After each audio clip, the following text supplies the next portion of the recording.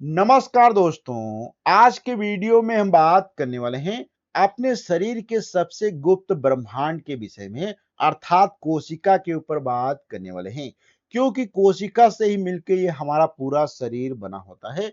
जैसे कि ब्रह्मांड के अंदर बहुत से तारे होते हैं, बहुत सारे ग्रह होते हैं, उपग्रह होते हैं। इसी प्रकार से हमारे शरीर के अंदर भी बहुत सारी अलग अलग प्रकार की कोशिकाएं होती हैं, लेकिन इन्हीं सब कोशिकाओं से मिलकर ही हमारा शरीर बना होता है। असल में कोशिकाएं जो होती है वो पानी की बूंद जैसी लगभग पारदर्शी होती है। कैसी होती है? लगभग पारदर्शी होती है, जैसे कि पानी होता है। वैज्ञानिक जो होते हैं इसमें फ्लोरोसेंट डाई का इस्तेमाल करते हैं ताकि कोशिका के रहे साफ साफ दिख सके। अर्थात वैसे तो क्या होती है, बिल्कुल जो हमारी ये कोशिका होती है ये क्या होती है, बिल्कुल पानी की जैसी ट्रांसपेरेंट होती है। लेकिन वैज्ञानिक इसमें क्या करते हैं, डाई वगैरह मिला के इसको सही से समझने के लिए इसमें डाई मिला देते हैं। तो जीव विज्ञान का ये सबसे महत्वपूर्ण अध्याय है, क्योंकि यदि आप जीव विज्ञान समझना चाहते हैं, अपने शरीर के विषय में जानना चाहते हैं, जीव जंतुओं के विषय में जानना चाहते हैं, तो आपको सबसे पहले कोशिका के विषय में जानना पड़ेगा। क्योंकि कोशिकाओं से ही मिलकर शरीर, जीव जंतु, पेड़ पौधे अर्थात हर एक चीज मिलकर बनी होती है। तो हम यहाँ पे शुरुआत करते हैं आज का वीडियो, और सबसे पहले बात करते हैं कोशिका के ऊपर। देखो, हमारा ये जैसे शरीर होता है, हमारा शरीर जो होता है बहुत सारे अंगों से मिलकर बना होता है। जैसे कि चाहे हम बात करते हैं हृदय की बात करें, या किडनी की बात करें, या लीवर की बात करें, अर्थात बहुत सारे अलग अलग प्रकार के अंगों से शरीर मिलकर बना होता है। तो ये शरीर हमारा हो गया, उसके बाद बहुत सारे अंग यहाँ पे होते हैं। अब ये अंग भी क्या होते हैं, एक अलग अलग प्रकार के ऊतक से मिलकर बने होते था, टीशू से। और टीशू किससे मिलकर बनी होती है? कोशिकाओं से मिलकर बनी होती हैं। अर्थात ये अंग हो जाता है। तो एक ही प्रकार की बहुत सारी टीशू जब मिलती है तो अंग का निर्माण होता है, और एक प्रकार की जब कोशिकाएं मिलकर बनती हैं तो क्या होता है, एक प्रकार से टीशू का निर्माण होता है। अर्थात जीवों की अगर बात किया जाए, सबसे छोटी जो संरचनात्मक होता है और क्रियात्मक इकाई होती है, वही क्या होती है, हमारी कोशिका होती है। तो इस अध्याय को हम जो होता है कोशिका विज्ञान भी कहते हैं, अर्थात जहाँ पे कोशिकाओं का अध्ययन किया था उसे हम साइटोलॉजी या कोशिका विज्ञान कहा जाता है। संरचनात्मक बात करें तो शरीर का ढांचा भी ये बनाते हैं। क्रियात्मक बात किया तो शरीर का हर बुनियादी काम इसी स्तर पर होता है। अर्थात जो भी हम लोग काम करते हैं, चाहे खाते हैं, पीते हैं, बीमार होते हैं, कुछ भी होता है, तो सब ये चीजें कोशिकाओं के अंदर ही होती हैं।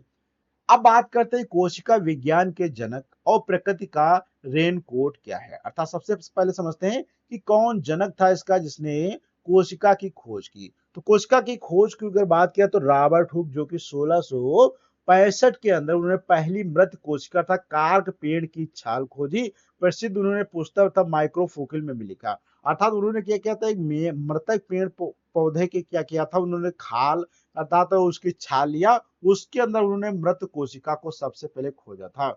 वहीं पे कार्ल पी अगर बात करें स्वानसन की, तो उन्होंने आधुनिक कोशिका विज्ञान के उनको जनक माना जाता है। अर्थात तो स्वान को जो है यहाँ पे कौन है, स्वानसन, उन्हें क्या कहा जाता है, आधुनिक कोशिका के जनक कहा जाता है।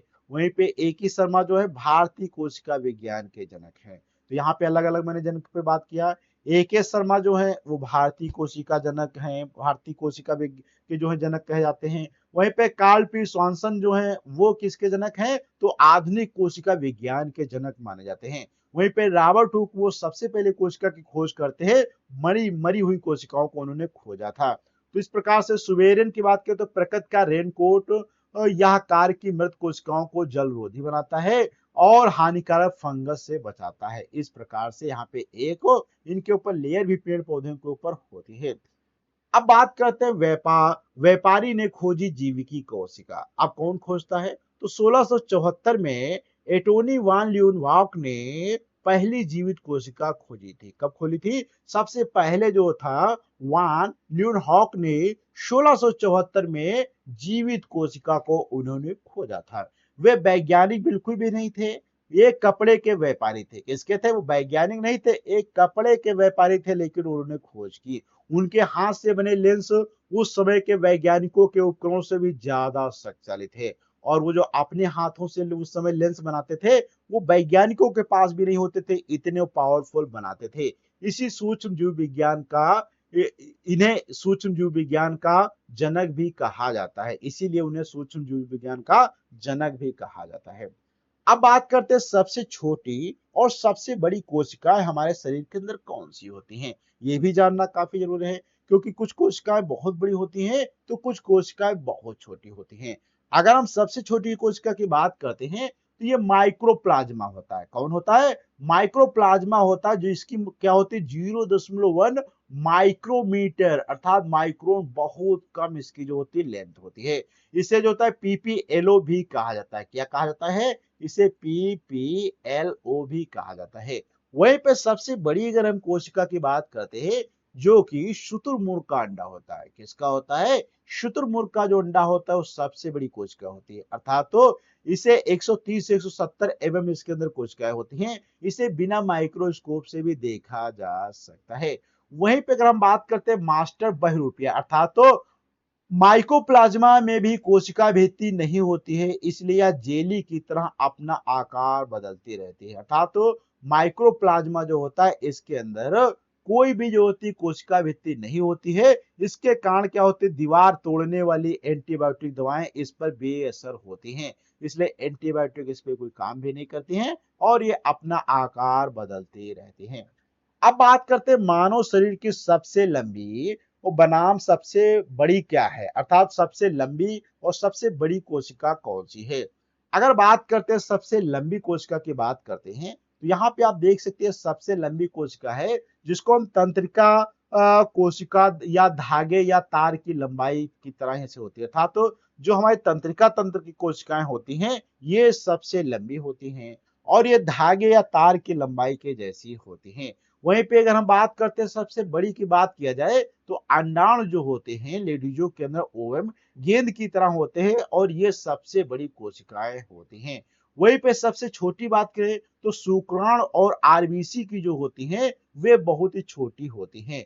वहीं पे पुनर्निर्माण क्षमता की बात किया जाए तो तंत्रिका कोशिकाओं में विभाजन नहीं होता है, यानी डैमेज होने पे परमानेंट हो जाती हैं। अर्थात और बहुत सारी कोशिकाएं जो हमारे शरीर में है उनका तो जो होता है विभाजन होता रहता है, वो कोशिकाएं टूट के नई कोशिकाएं बनती रहती हैं, लेकिन तंत्रिका तंत्र वाली कोशिकाएं जो होती है अगर वो एक बार डैमेज हो जाएं तो ना के बराबर वो रिपेयर होती हैं। इसीलिए आपने देखा होगा अगर किसको सर्वाइवल प्रॉब्लम हो जाती है या स्पाइनल टूट जाती है तो वो जीवन भर वो सही नहीं हो पाता है, क्योंकि ये कोशिकाओं जो होती दोबारा नहीं बनती हैं या बनती हैं तो बहुत कम इनकी जो होती रिकवरी होती है। अब बात करते हैं कोशिका सिद्धांत अर्थात वनस्पति और जंतु विज्ञान का कैसे मिलन हुआ। देखो, सिद्धांत की अगर बात किया जाए तो संसार के सभी जीवधारियों का शरीर जो होता है वो तो कोशिकाओं से ही मिलकर बना होता है। चाहे कोई भी जीवधारी हो संसार का, वो हर एक किसी न किसी कोशिका से मिलकर बना होगा। वहीं पे स्लाइडेन की अगर बात किया जाए तो 1838 में इन्होंने पादप पर उन्होंने शोध किया था। पादप मतलब पेड़ पौधों पर उन्होंने शोध किया और स्वान ने जो थे उन्होंने 1839 में इन्होंने जंतु पर भी शोध किया। तो दोनों अलग अलग काम किया पर नतीजा देखा गया कि एक ही साथ हुआ, अर्थात स्लाइडेन जो कि पादप पर 1838 में कर रहे थे, वहीं पे स्वान 1839 में जंतु पर कर रहे थे। दोनों के अध्ययन अलग अलग थे लेकिन रिजल्ट दोनों के सेम ही देखने को मिले। आप थोड़ा सा आगे बात करते हैं कि कोशिका के दो प्रकार होते हैं, सरल कौन सी हैं और जटिल कौन सी हैं। देखो, प्राइकैरियोटिक जो होती है जिनको हम अविकसित तथा सिंपल कहा जाता है, प्राचीन और सरल ये होती है। कौन सी? प्राइकैरियोटिक जो होती हैं ये बहुत ही क्या होती है, सरल होती हैं और बहुत ही प्राचीन तथा पुरानी होती हैं।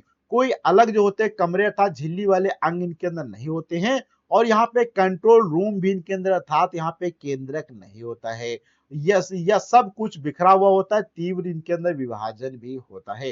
अर्थात ये जो प्रोकैरियोटिक होते हैं इनके अंदर कोई भी जो होता है केंद्रक नहीं होता है, ना नियंत्रक होता, बहुत फास्ट विभाजित होते हैं।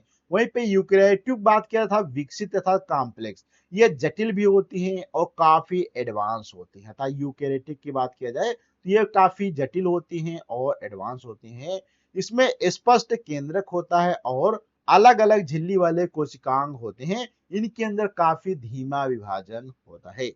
आप थोड़ा सा आगे बात करते हैं कि मास्टर रिवीजन की बात करते हैं, थोड़ा सा रिवीजन की बात किया जाए तो यहाँ पे देखो प्रतियोगी परीक्षाओं में काफी, चाहे आपका एनटीपीसी का हो, रेलवे का हो, तो वहां पे ये चीजें डेटा काफी ज्यादा पूछा जाता है, इसलिए यहाँ पे हम थोड़ा सा टेबल पे बात करते हैं।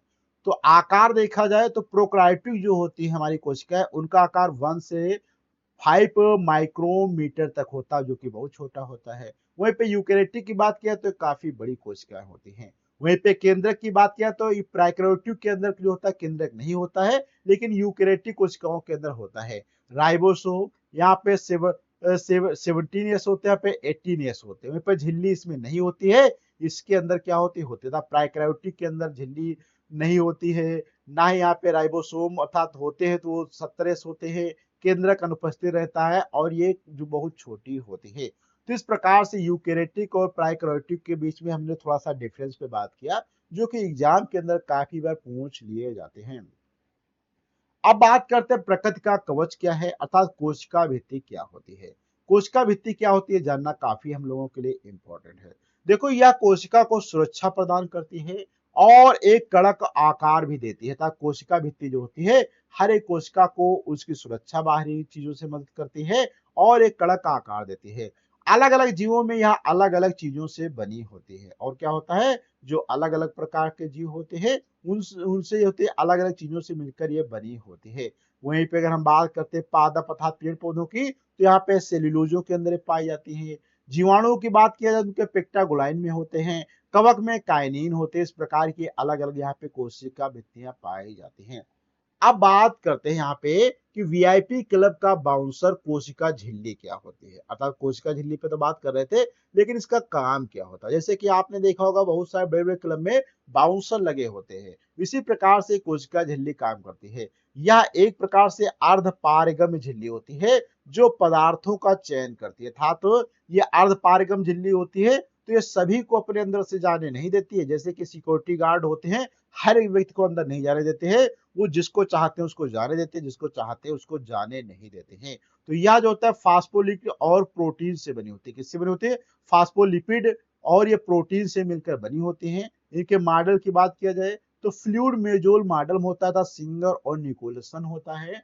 इसके पास जो होता है दिमाग बिल्कुल भी नहीं होता है। यह चार्ज और साइज के आधार पे जो होता है बाउंसर की तरह काम करते हैं। जैसे कि बाउंसर क्या होते हैं, किसी अन्य व्यक्ति को या ऐसे व्यक्ति जो लड़ाई झगड़ा करने वाले हैं उनको अंदर जाने नहीं देते। इसी प्रकार से कोशिका भित्ति भी हर एक चीज को अंदर से अपने अंदर से गुजरने नहीं देती है। अब बात करते हैं पानी का प्रवाह और परासरण क्या होता है। देखो, पानी हमेशा अधिक मात्रा वाली जगह से कम मात्रा की ओर भगता है। अर्थात जहां पे ज्यादा पानी होगा, जैसे कि यहाँ पे मान लो आपने एक खजूर सूखा हुआ रख दिया, तो इधर ज्यादा पानी है, इधर पानी कम है, तो ज्यादा से कम की तरफ पानी जाता है। अर्थात तो अंतः परासरण था, पानी अंदर जाता है, कोशिका फूल। जैसे कि यहाँ पे इसको डाला गया, कुछ ही समय के बाद देखेंगे फूल के इस प्रकार से हो जाता है। वहीं पे बाह्य परासरण की बात किया जाए तो पानी बाहर निकलता है। अर्थात बहुत सारी चीजों, जैसे कि मान लो ये हाइपोटोपिक कहा जाता है। इसे क्या कहा जाता है, इसे कहा जाता है आइसोटोनिक कहा जाता है, जो इसमें पानी बाहर निकलता है आइसोटोनिक, इस प्रकार से पानी होता है। वहीं पे आइसोटोनिक अंदर बाहर पानी जो होते समान रहता है। अर्थात आइसोटोनिक में ना बाहर पानी जाता है अंदर आता है। आइसोटोनिक में क्या होता है, आई एम सॉरी, आइसोटोनिक में क्या होता है, पानी ना अंदर जाता है और ना बाहर आता है। वहीं पे एक्सोथर्मिक जो होते हैं, इसमें पानी बाहर निकलता है। अर्थात कोशिका सिकुड़ यहाँ पे जाती है, जिसे हम लोग हाइपरटोनिक कहा जाता है। और जब पानी बाहर निकलता है तो कोशिका क्या होती है, सिकुड़ जाती है। वहीं पे हाइपोटोनिक में क्या होता है, हाइपोटोनिक में पानी जो होता है बाहर निकल जाता है। अब बात करते हैं कोशिका का मास्टर और पावर हाउस कौन होता है। भाई, कोशिका को कौन ऊर्जा देगा, कोशिका कैसे काम करेंगे, ऊर्जा की जरूरत पड़ती है, तो इसके लिए पावर हाउस कौन होता है और मास्टर कौन होता है। देखो, मास्टर की बात किया जाए, जो मास्टर का मतलब नियंत्रण करता है, तो वो होता है केंद्र तथा न्यूक्लियस होता है। तो कोशिका का कंट्रोल रूम जो होता है, जिसे हम रॉबर्ट ब्राउन ने खोजा था, ये कोशिका का कंट्रोल रूम होता है। इसमें डीएनए भी इसके अंदर होता है, जो कोशिका के सारे फैसले लेता है, फैक्ट्री के बॉस की तरह काम करता है। वहीं पे माइटोकॉन्ड्रिया की अगर हम बात करते हैं, तो कोशिका का ये पावर हाउस होता है। या भोजन को तोड़कर था, देखेंगे ये क्या करता है, भोजन को तोड़कर एटीपी के रूप में ऊर्जा के सिक्के बनाता है। कोशिका हर काम के लिए यही सिक्का खर्च करती है, अर्थात एटीपी बनता है। एटीपी को यूज करके कोशिका अपने काम करते हैं। अब बात करते हैं डाकघर और आत्मघाती थैली क्या होती है। आत्मघाती और डाकघर, अर्थात डाकघर की बात किया था, गाल्जी का था गोल्जी बॉडी। कोशिका का डाकघर जो होता है वो गोल्जिकाएं होती हैं, जो कि यहाँ पे आप देख सकते हैं ये गोल्जिकाएं होती हैं। ये क्या करती है, यह पदार्थों की पैकिंग और डिलीवरी का काम करती है। क्या करती हैं, ये पैकिंग भी करती हैं और डिलीवरी का काम करती हैं। वहीं पे लाइसोसोम की बात किया जाए तो ये आत्मघाती थैली अर्थात एटम बम की तरीके से काम करते हैं। इसमें खतरनाक अपघटनीय एंजाइम होते हैं। डैमेज होने या वायरस आने पर यह फट जाती हैं और पूरी कोशिका नष्ट कर देती है। लाइबोसोम इस प्रकार से काम करता है। अर्थात वायरस मान लो आएगा तो लाइबोसोम क्या होता है, इसको निगल जाता है, इसके बाद लाइबोसोम फट जाता है और कोशिका नष्ट हो जाती है और शरीर हमारा क्या होता है, सुरक्षित रह जाता है। इस प्रकार से लाइबोसोम और गाल्जिकाएं काम करते हैं। तो आज की अगर हम बात करते हैं लास्ट वीडियो में, तो यहाँ पे प्रोटीन फैक्ट्री और स्वास्थ्य अंग की बात किया जाए तो जैसे कि राइबोसोम होता है, जो सबसे छोटी हमारी अंगक होती है, यह प्रोटीन फैक्ट्री होता है, कोशिकाओं के अंदर ये पाई जाती है। वहीं पे ईआर की अगर बात किया जाए, अर्थात तो अंतःप्रद्रव्य जालिकाएं जो होती हैं, ये थोड़ा सा खुरदुरी होती हैं, पर राइबोसोम चिपके होते हैं, प्रोटीन बनाती हैं और कोमल ईआर लिपिड बनते हैं। वहीं पे अर्धस्वास्थ्य अंग की बात किया जाए तो माइटोकांड्रिया और क्लोरोप्लास्ट का अपना डीएनए होता है। आपातकाल में ये मास्टर के आदेश बिना खुद विभाजित हो सकते हैं। तो इस प्रकार से आज के वीडियो में हमने थोड़ा सा बात किया कि कोशिकाएं क्या होती हैं, कोशिकाएं कितने प्रकार की होती हैं, कोशिकाओं के कौन कौन से मेन अंग होते हैं, जैसे कि न्यूक्लियस, माइटोकांड्रिया, कार्बोप्लास्ट, ये सब क्या होते हैं, इस पे थोड़ा सा आज हमने शॉर्ट में बात किया है। अगले वीडियो में मिलेंगे किसी न किसी नए टॉपिक के साथ में। जब तक के लिए धन्यवाद।